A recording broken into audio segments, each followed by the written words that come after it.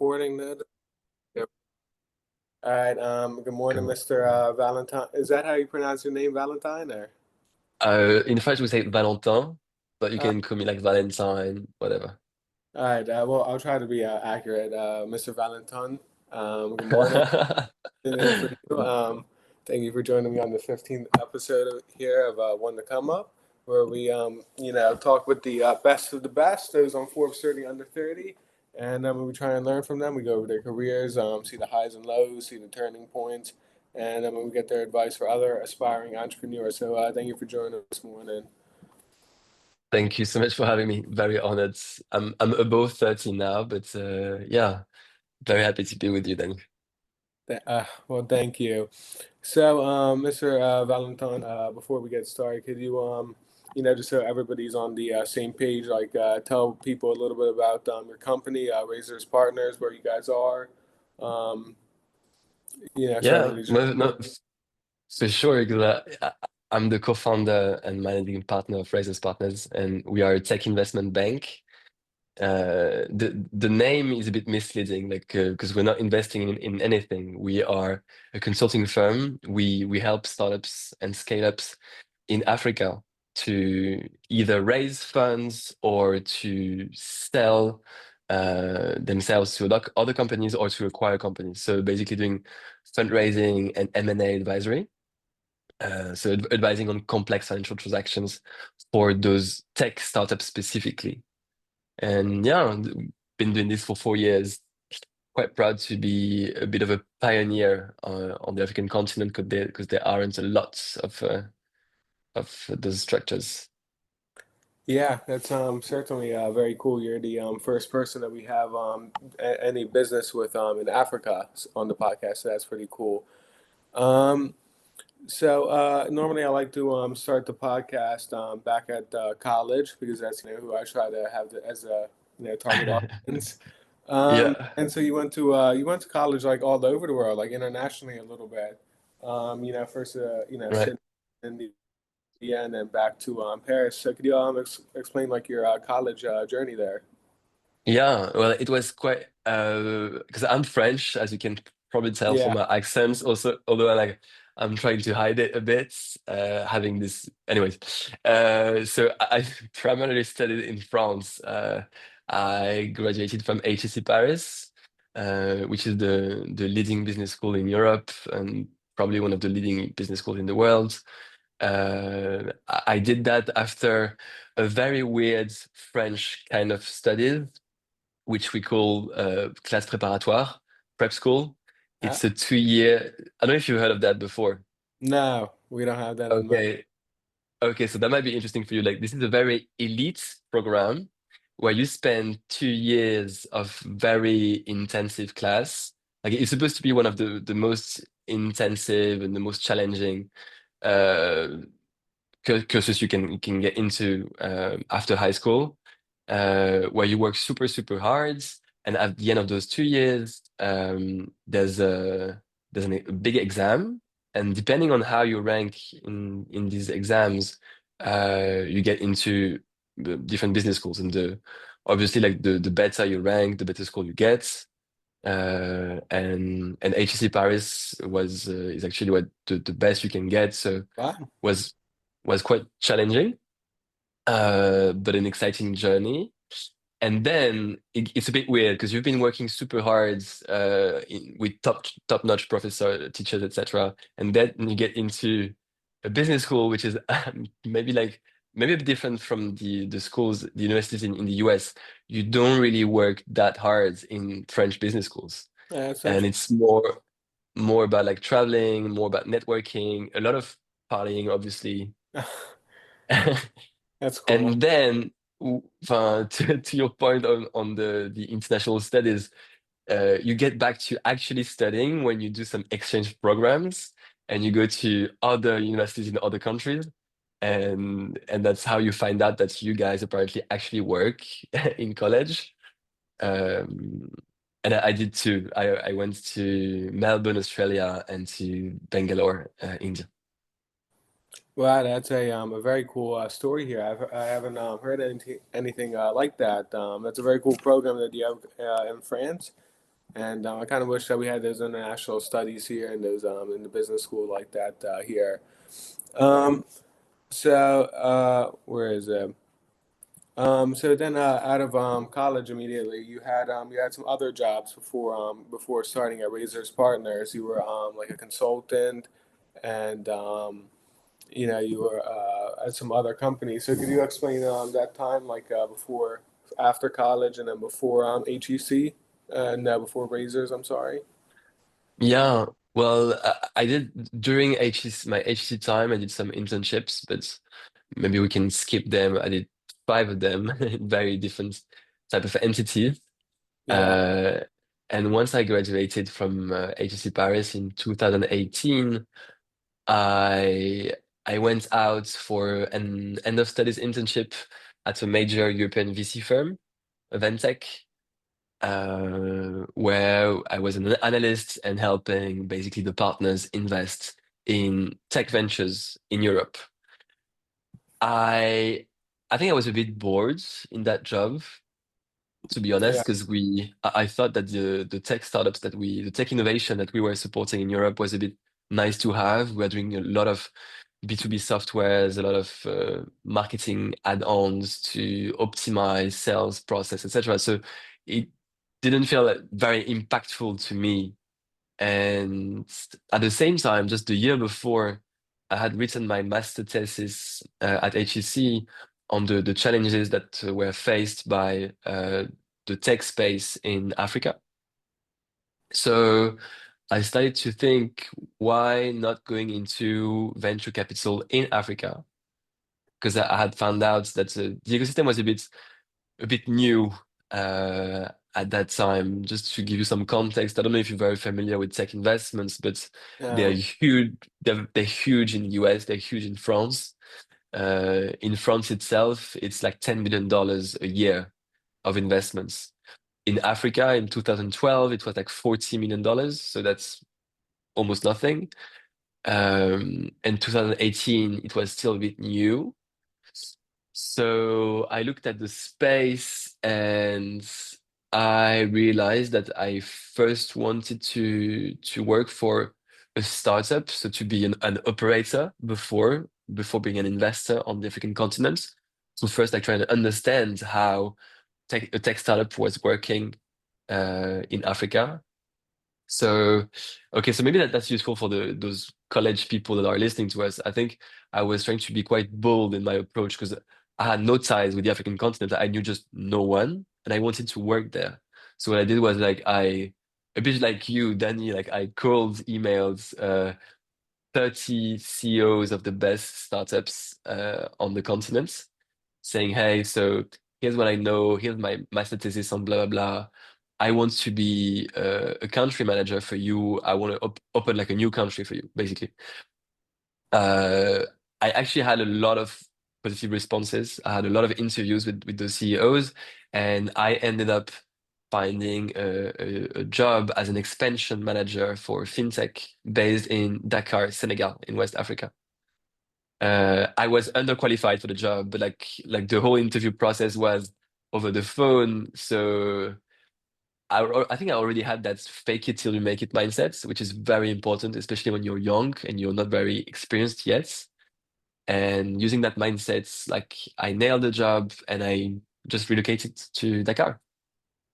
That's very cool, and I can't believe you were underprepared, hearing your whole college experience. But that was also a very interesting point you made to first network and expand into Africa before you started your own company. So then in 20 when was it? I'm looking at my notes here. So then you eventually did start Razor's Partners, and can you explain the process of that? How you met your co-founder, and just like the initial stages of like starting a African consulting firm, but based out of France. Right. Well, first, like I just mentioned, like Dakar, Senegal, but is that a cliche that you guys in America like would really struggle to locate that kind of country in the world, or There are. I'm trying to actually. I really don't know where it is. I'm trying to think. I know it's on West Coast, right? Yeah, okay, you get it. Yeah. Okay, perfect. So that's a bad cliche. But no, I don't think most would, and I only know because I looked at it for you, and All yeah, right. Okay. Well, just worth mentioning that, not trying to be insulting to our audience no, at all, no, but like, work, you guys should work on your geography. So yeah, well, perfect. Yeah, no, and so it's like, to your question, oh, on how I started Races Partners. It's actually quite random. I think, is life random or is mine random? I was actually freelancing at the time because the job in Dakar, I left it. I hated my boss, so I just went on by myself doing some freelancing for startups, for consulting firms, for McKinsey, for the IMF, for the World Bank, and I was on an island with my girlfriend at the time, um, and I was on LinkedIn, and there's this guy, Nicolas Bailly, another French guy, that was the former co-founder of a major VC firm in Europe, that reached out to me and said, "Hey, I'm freelancing too. Do you help startups fundraise?" And I absolutely didn't, but I said, "Yeah."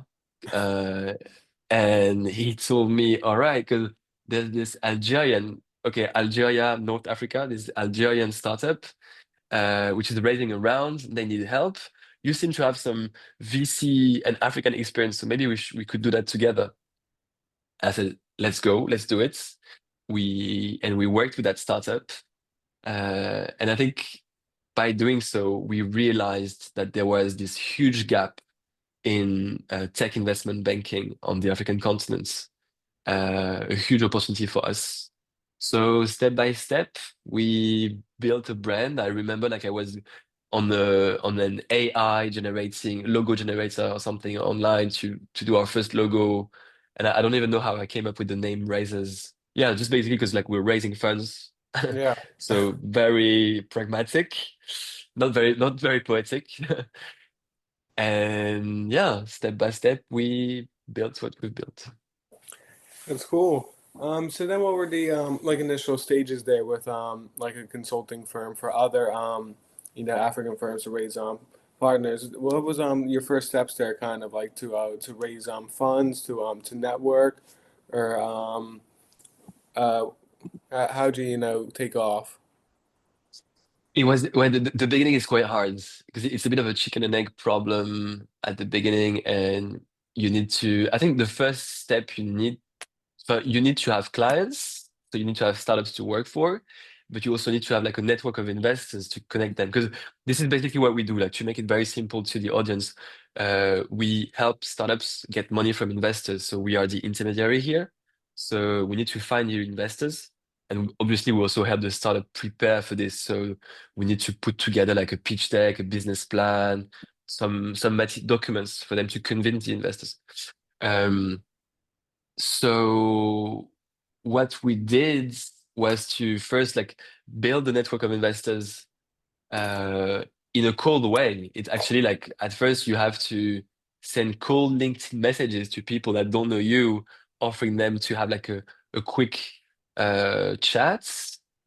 And when you do that chat, then after that you can feel like, okay, I know that investor, like this is part of my network, and I can send deals to them. Uh, I did that by myself, step by step, and in parallel, like we had to find some deals. And for this, I think we got quite lucky with our network.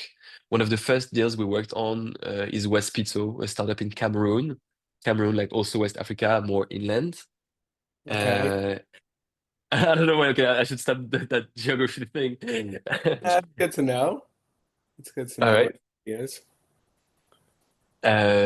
And that's a startup that was actually recommended to us by a lawyer that reached out to us directly on LinkedIn.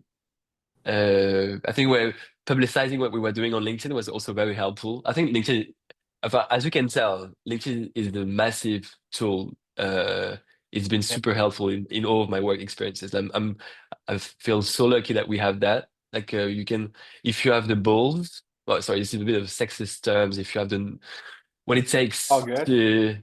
to get out there, you can basically get access to everyone Yeah. through LinkedIn. So yeah, sorry, I'm getting a bit lost No problem. here, but yeah. No What? problem. Right. Um, well, yeah, well, thank you for that explanation. I really didn't mind that you got a little bit lost there. I thought it was very insightful. So, so then, taking off from zero to 100, you guys have done like over like 50, with partners. So how did you start managing all these clients, and how did you really start expanding and like scaling up kind of? I think the main challenge for us was to find the right people in our team. You couldn't believe the amount of people that we worked with for a couple of months and then stopped working with. Uh, I think, and it was all the more challenging for me in Africa because like my co-founder is doing he's doing. He's actually focusing on deals in Europe. I didn't mention that, but we do Europe and Africa. For me in Africa, the challenge was since this is a bit new, since tech investment banks don't really exist in Africa, finding the right people to work for us was challenging. And I think I had to either find bankers from Europe or the US that didn't know Africa and teach them the context, the local African context, or find people that know Africa but that don't have the expertise in tech investment banking. So, so it took me some time to find the right team, and I think I have a very small team right now. Like my African dedicated team is just me and two persons. But I'm very, very happy to work with those two, which I think are great performers, very dedicated, and uh, they have taken like a very, very strategic role in what we do, and couldn't do what we're doing without them for sure. So yeah, been scaling like that. And before finding them, like I was more working with interns and freelancers in a more flexible manner. But when you really want to scale, yeah, you got to get more people in the team. And I think we will hire more in the coming month and years for sure, because we're currently building a strong pipeline, and we might not be equipped to operate everything we would want to. Very cool. That is important to get a good team around you, and they certainly do make a difference. So, what are some of the learning curves that you've come across as the first tech startup kind of consulting firm in Africa, and also have like other people followed what you're doing? Right, but first question, like on the learning curves, um, I think what we found a bit hard in the beginning is that we had to build or teach our markets, because when people are not used to a certain way, you have to do some groundwork to explain them. Like we had to some investors, some VCs in Africa were not used to having an intermediary like us connecting them to startups. So some of them we had to help them understand the value a bit on how we are preparing the startups, so making it easier for investors to then understand the business and invest. How we can also help investors. Well, I don't want to make this too technical. Uh, so I think that was one of the things. Even for the startup themselves, I don't know if you're familiar with what M&A entails, but like mergers and acquisitions. But for those in the audience that know what it is, uh, we are talking to companies that don't even really know or are not even aware that they can be acquired, that at some point they can just sell their company to someone, and this way they can exit, uh, and maybe like start a new venture or something else. And so this is something we do some, yeah. Uh, so that's one. Like I think that's one of the learning curves. And to move to your next question on if people have been like following what we do, I think that yes, I'm seeing. I have like two examples in mind. of smaller ventures, Dama Advisory or Hustle Ventures, uh, that are quite small and focusing like on way smaller deals. But I've seen them appearing after us, kind of. And I don't know if we inspired them directly, or if this is just like the way things are evolving. But yeah, I expect more to come. I know that what we've been doing is to maybe be one of the first to have like a very structured and standardized approach around fundraising and M&A advisory in Africa for rounds from $5 million to $25 million. There were actually already some competitors or other tech investment bankers for larger rounds for more mature companies that we are actually working with, that they are partners, but on on this specific scope, a bit less. Uh, yeah, so that's very interesting that how you kind of like mentioned there was an education process as well for some of these African startups that they weren't sure of like the funding rounds, or they weren't familiar with the intermediary, or even selling. So, can you explain to us kind of like the landscape of like startups down there, because it's a little bit of a less developed economy, and they are certainly new to all this. So what's business like there? Is it like the Wild West without regulation, or is it like I guess Not so much without regulation. Actually, regulation is actually a pain in the ass in Africa. ah, For fintech specifically, like you couldn't believe how strong-minded the central banks are. It's so annoying. I think well, there's a lot of misconception around Africa, and I know because like as a foreigner, like I see how my fellow like European people are sometimes thinking about Africa as you said, like a less developed country where it's more like the Far West. You can do anything, everything is a bit broken, etc. Like it's not exactly the case. What's true is that the markets are economically more less mature, but again with a lot of differences. I think what's very important to stress is that Africa, it's 54 countries, 54 cultures, which are super different. And you have like Nigeria, which is this huge 200 million people country with a vibrant energy, just sitting next to Togo, which is a very small French-speaking country, but with an economy which is nothing to be compared with. So wait, I wanted to stress that on those differences, and maybe talk more about like African countries and Africa as a whole. Just like you can't just say like Asia or Europe. It's a bit voilà.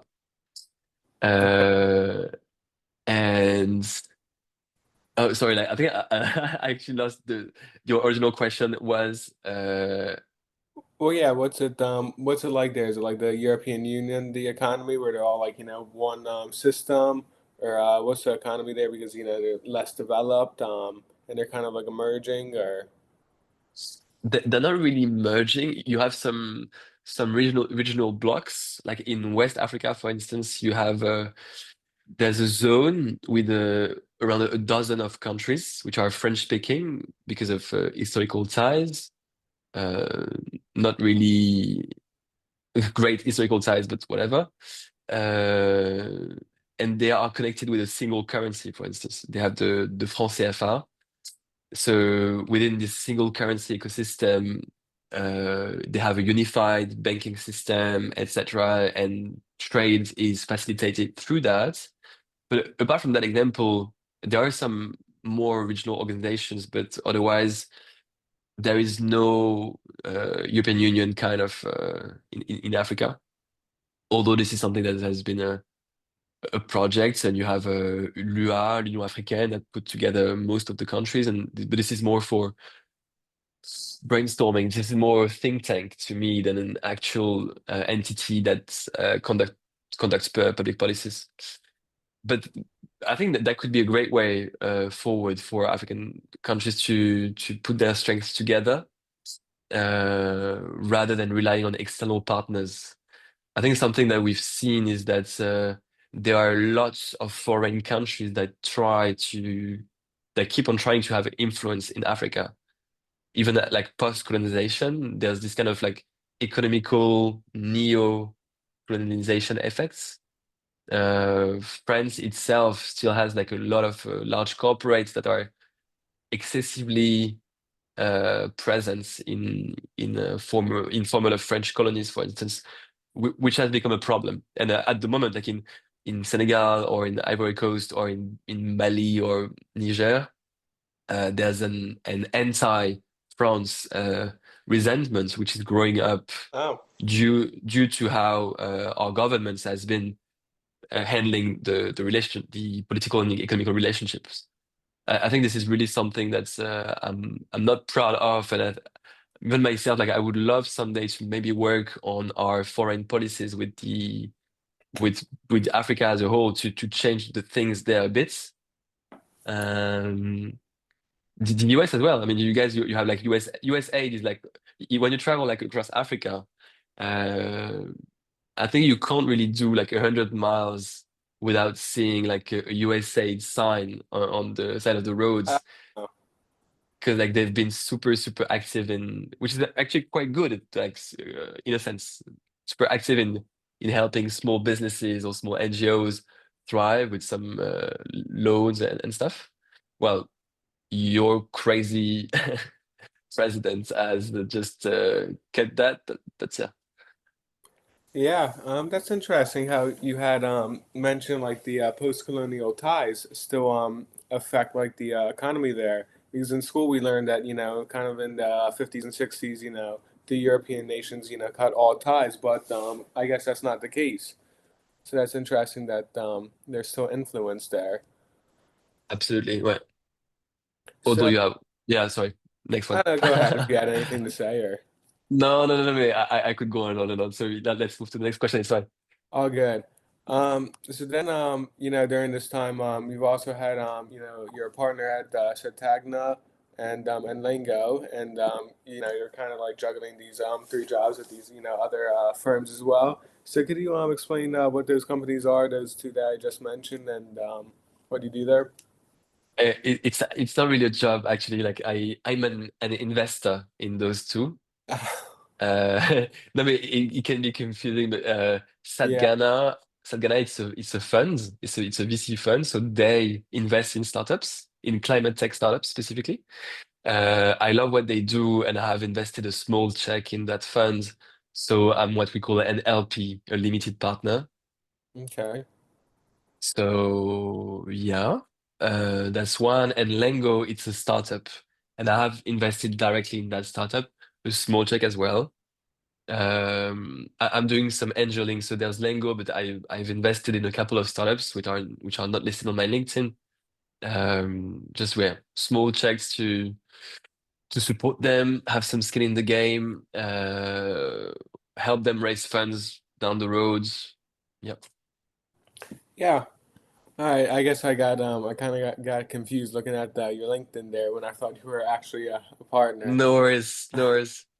Cool. So then, we've kind of gone over the entire past. So, what was 2024 like for you? What were some of like your main challenges there, and what were some like what areas that you focused on for growth and Uh, Personally or professionally? Both. professionally? Okay. Uh, Um, Makes sense. No, this is a professional call for sure. yeah. 2024, I think so where changes were around HR, finding the right people. Um, that's for sure. We didn't really grow in 24 in terms of revenue. The year was okay. No, maybe yeah, we did grow. We did grow a bit, uh, but not that much because I think we need to structure the team a bit. So find the right people, structure our process. Yeah, have more processes in place. This is like the boring part of every job, but you need to have structure and process to make things work in a systematic manner in a corporate job, like unless you're just a painter. Uh, it's great to be a painter, by the way. So yeah, I think that was the challenge. And yeah, to elaborate like on that HR aspect, there was also a challenge around finding the right model and the right fit for the people in the team because you when you want to work with great resources, you have to give them the exposure, the benefits, and the responsibilities that they deserve in return for their strong skills. So there was some back and forth around that, and I think we quite succeeded in finding the right collaboration there. Apart from that, I think I didn't feel like 24 was such a challenging year. We had some good wins, closed a couple of great transactions for exciting startups. We signed more deals. 24 was actually the year when I got listed in the Forbes 30 under 30, which I was actually quite happy and proud about it. Like when I was, I don't care that much about awards and stuff, but just that I think this was like a younger years kind of go-to dream or something. Like I think I remember when I was like 22, I said to myself, okay, one day I'll just get that one, and getting something that you've been wanting to get is always nice. Uh, yeah. Well, that's certainly something to be very proud of. It's really a major accomplishment to be mentioned on the list. So I can see definitely how you were proud of that. Um, so then we've kind of gone over the your entire past career and a little bit of the present day career, how 2024 and beginning of 2025 was for you. So and we're kind of like at the half hour mark here. Well, I kind of like to end things. Looking towards the future, how's the rest of 2025 going to be for you, and where do you see maybe like razors in 5 years from now? Yeah, well, so 25. What I wish to the team and to us is to um, close a couple of unusual transactions for us. By unusual, I mean we are currently working with clients on more complex transactions than before, and I want us to close them. That's one. And second, I want us to start working on larger deals. I think we've mostly worked on deals below $15 million before, and my goal this year it is to sign with clients that are looking at raising a larger round than $15 million, or they want to sell their companies for more than that amount. So well, that's what I wish us for this year, and that's the goal. And then, like in 5 years' time, what I said to my team a couple of days ago, I sent them a link. You wouldn't be familiar with that entity, but there's an entity called FT Partners. It's a major tech investment bank. They've been advising deals for Revolut, those kind of major scale-ups in the world. And they've recently advised one of the largest deal in on the African continent uh, for a company called Moneypots. And I said to my team, so in 2 years, this is us doing that kind of deal. So that's one of our goals. And then I also want us to focus more on climate positive innovation.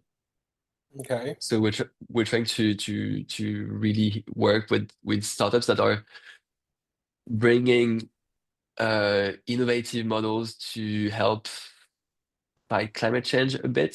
Because I don't think that the environmental issue that we're facing will be solved by technology, and I don't think this is the only way to do so, but it can help. It can help facilitate things, speed up things. So we do need that leg. Like we need to be more sober in our approach to the world, that's for sure, but they can also help a bit. So yeah, so helping those entrepreneurs that are changing the world in that direction is something I want us to do. Well, that's very cool, and that's a very good goal that you have, and to be like that one company in 2 years, and to change the company, the world globally. So, well, Mr. Valentin, this is kind of like the end of the podcast here. I don't have any more questions, but thank you for today for our conversation. It was very insightful. Thanks so much, Danny. Thanks for having me, and wishing you all the best with that project of yours. Thank you. Stop recording.